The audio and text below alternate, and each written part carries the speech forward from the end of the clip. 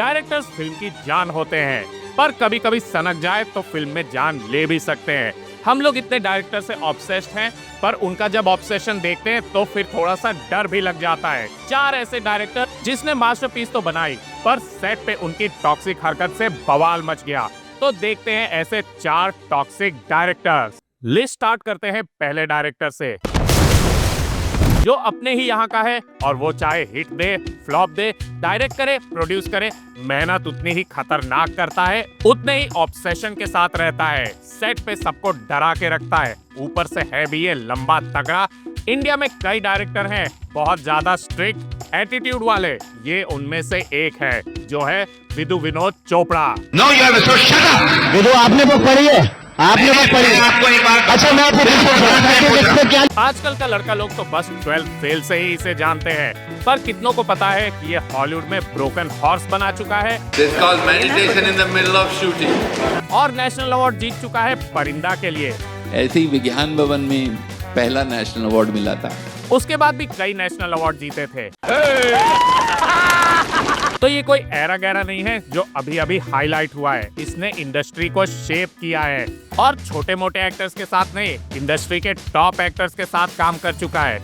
यहाँ इसका मेन सनक है, ये किसी को भाव नहीं देता, कोई भी चाहे स्टार हो, इंडस्ट्री का उस टाइम पे टॉप पे हो, अमिताभ बच्चन ही क्यों ना हो। लगे कि तकलीफ आ रही है तो दोनों पाँव आप ऐसे ऐसे कर लीजिएगा, ऐसे। किसी भी एक्टर को स्पेशल ट्रीटमेंट नहीं मिलता था। इसकी फिल्म के लिए जितना जरूरी है उतना ही ये खर्च करेगा। संजय दत्त हो, सैफ अली खान हो, कोई भी हो, इसको पड़ी नहीं। विक्रांत मैसी को खुश होना चाहिए कि उसे अमिताभ बच्चन के लेवल का ट्रीटमेंट मिला, क्योंकि वैसे ही घटिया से होटल में उसको भी रुकना पड़ा था।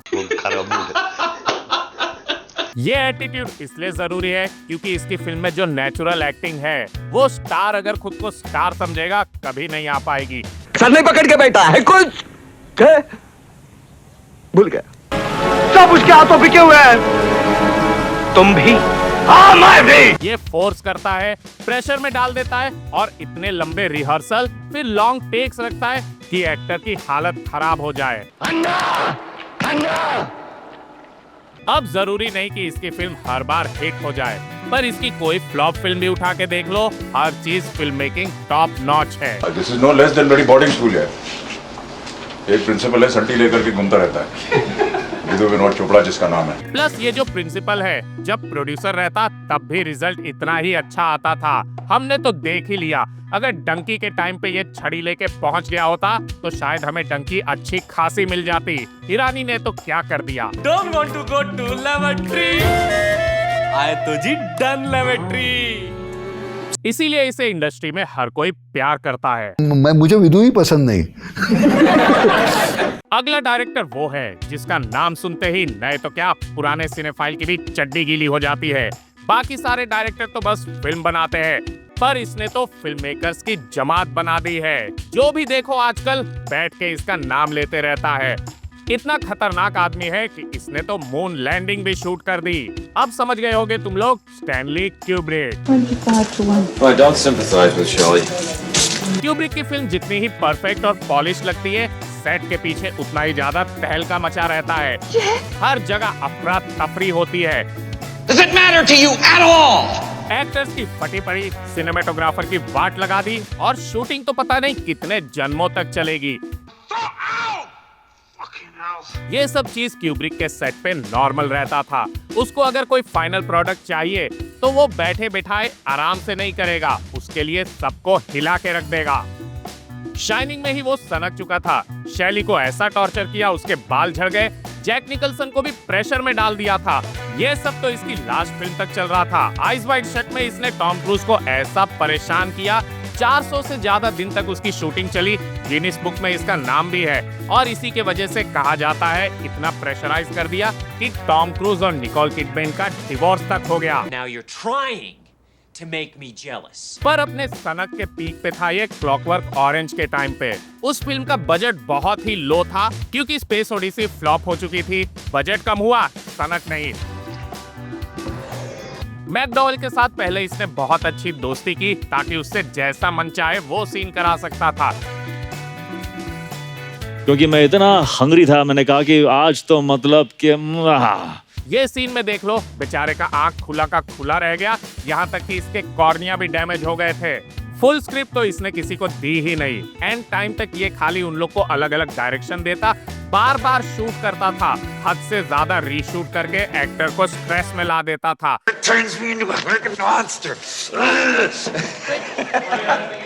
यही सब ये कर करके अपने फिल्म का माहौल जो इतना स्ट्रेसफुल है सेट पे भी लाता था। परफेक्शन के नाम पे सनका हुआ आर्टिस्ट तो कॉमन है। आज के टाइम पे इसके सबसे करीब मुझे लगता है डेविड फिंचर। वो भी रीटेक पे रीटेक करता है, एक्टर्स को एग्जॉस्ट कर देता है और सिर्फ अपनी ही चलाता है। I think people are perverts. Kubrick ने तो क्लॉकवर्क ऑरेंज इसी तरीके से बनाई और मैकडोवेल को एंड तक लग रहा था कि चलो कम से कम एक अच्छा दोस्त तो मिल गया है। फिर क्या हुआ, जिस दिन पैकअप हुआ इसने शायद नंबर डिलीट कर दिया, क्योंकि उसके बाद बात भी नहीं हुई दोनों की। वो सोचो, क्यूब्रिक के जिस तरीके का सेट का हाल रहता था वैसे ही उसकी फिल्म भी होती थी, डार्क, डिप्रेसिंग। पर कुछ ऐसे डायरेक्टर होते हैं जिनकी फिल्म देख के आप पता ही नहीं कर सकते कि सेट पे किस तरीके का बवाल मचा हुआ है। उनकी फिल्म देख के लगता है कितनी फन, क्रिएटिव और फैमिली फिल्म वाली वाइब आ रही है, पर सेट पे तहलका मचा हुआ रहता है। तो अगले डायरेक्टर हैं क्रिस्टोफर मिलर और Phil Lord. I would have been fine with 31 trillion personally, but they went the extra mile. जो इन दोनों को नहीं जानते, मैं बता दूं, तुम लोग के जिंदगी का कोई मतलब नहीं है। इनकी पिक्चर कभी भी नॉर्मल नहीं रहती है या खाली अच्छी। ये लोग बस मास्टरपीस बनाते हैं, उससे नीचे तो बात ही नहीं करना है। Cloudy with a chance of meatball, Lego movie, 21, 22 jump street और उसके बाद स्पाइडर वर्स के प्रोड्यूसर, राइटर, ये सब थे। और अब आ रही है प्रोजेक्ट हेल मैरी। ऐसा पोर्टफोलियो देख के तो कोई भी काम करने के लिए रेडी हो जाएगा, पर वहां जाने से बचो, क्योंकि ये लोग कोई भी चीज हल्के में नहीं लेते। पिक्चर इनकी कॉमेडी है, पर जोक के लिए वाट लगा देते हैं। लेगो मूवी में इस तरीका का एनिमेशन चाहिए था कि लगे स्टॉप मोशन है, पूरा का पूरा CGI था। और उसके बाद इनको जोक में मिली सेकंड का भी फर्क मंजूर नहीं था। एक जोक ये ही देख लो। Change the course of history. अब ये फिल्म तो है नहीं कि बार बार रीटेक शूट कर लिया और एडिटिंग में देख लेंगे। यहाँ पर एनिमेशन में गड़बड़ हुई तो फिर से जीरो से स्टार्ट करते थे, एनिमेटर्स को वापस से सीन बनाना पड़ता था। ये चीज ये लोग हर बार करते, बेशर्मों की तरह क्रू के ऊपर चढ़े रहते। स्पाइडर वर्स में तो दोनों ने एनिमेशन को चेंज कर दिया। इतने सारे स्टाइल के एनिमेशन को एक फिल्म में ठूसना बहुत हार्ड होता है। ऊपर से इसका कॉमिक बुक जैसा जो स्टाइल था, इसीलिए तो 6-6 साल लग रही है नई फिल्म को आने के लिए। कॉमेडी में तो ये लोग टॉप पे हैं। इनकी कोई भी फिल्म देख के आप लोग हंस ही दोगे। और यही चीज के वजह से एक पिक्चर हाथ से चली गई। सोलो पहले इन्हें मिली थी, पर अपने ह्यूमर और परफेक्शन के चक्कर में ऐसा सनके कि स्टूडियो ने लात मार के निकाल दिया। और प्रोजेक्ट हेल मैरी, जिसकी बुक मैंने कई साल पहले पढ़ी हुई थी, उसको पढ़ के पता लग गया अगर वो अचीव किया है ये लोग ने तो इजीली नहीं हुआ होगा, सबकी वाट लग गई होगी। परफेक्शन के चक्कर में पूरे टॉक्सिक बनते जा रहे हैं ये लोग। Grace Rocky save stars. Last में वो डायरेक्टर है जिसने सारी हद पार कर दी थी, क्योंकि अब तक जितने डायरेक्टर्स की बात की वो सब फिल्म मेकिंग के रेंज में रह के और फिर भी क्रू के लिए सेफ एनवायरनमेंट रखते थे। ये डायरेक्टर पागल हो चुका था, लग रहा था खुद तो खुद पूरे क्रू को लेके खत्म हो जाएगा, जिसका नाम है Warren हर्ज़ॉग। That the world of Barbie is sheer hell, and for a movie ticket as an audience you can witness sheer hell. Yes. As close as it gets. Reality से इतना ज्यादा ऑब्सेस्ड था कि ये पहले से ही डॉक्यूमेंट्री और feature film side by side बनाता था। जब ये फीचर फिल्म में बोर हो जाता, क्योंकि उसे उतना रियलनेस नहीं मिलता था, चला जाता कोई ना कोई सब्जेक्ट पे डॉक्यूमेंट्री बनाने। और कभी अगर खतरनाक फीचर फिल्म बन गई तो उसी के ऊपर एक डॉक्यूमेंट्री भी बना देता था। बाद में ये धीरे धीरे ट्रांजिशन लेके मेन डॉक्यूमेंट्री फिल्म मेकर बनते चला गया। पर ये जब फीचर फिल्म बनाता, हर चीज ये टॉप पे रख सकता था सिवाय सेफ्टी के। सबसे फेमस एग्जांपल है फिट्जजेराल्ड, जिसकी स्टोरी थी एक शिप को पूरा माउंटेन क्रॉस करके दूसरे साइड ले जाना है। स्टूडियो ने इसको प्यार से समझाया कि CGI यूज कर ले या फिर मिनिएचर, पर इसको जो भूत चढ़ा था, ये असली शिप लेके आ गया, असली पहाड़ पे, असली क्रू के साथ, असली का पहाड़ पे से पार करवाया। इसकी शूटिंग हो रही थी अमेज़न में। इसका हीरो था क्लाउस किन्स्की, जो बहुत ही ज्यादा एटीट्यूड दिखा रहा था, खुद को स्टार समझ रहा था, या फिर वहां मच्छर ने इसकी वाट लगा दी होगी। लोकल ट्राइब ने ये सब देखा, उनको हजम नहीं हुआ, इतना इरिटेट हो चुके थे कि हर्जॉग के पास गए और प्यार से बोला,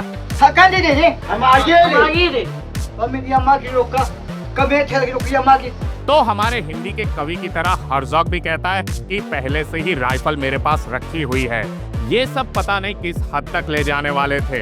एक फिल्म ही नहीं, ये लोग ने 5 फिल्म साथ में की है और हर बार इसी तरीके का नाटक चलता रहता था।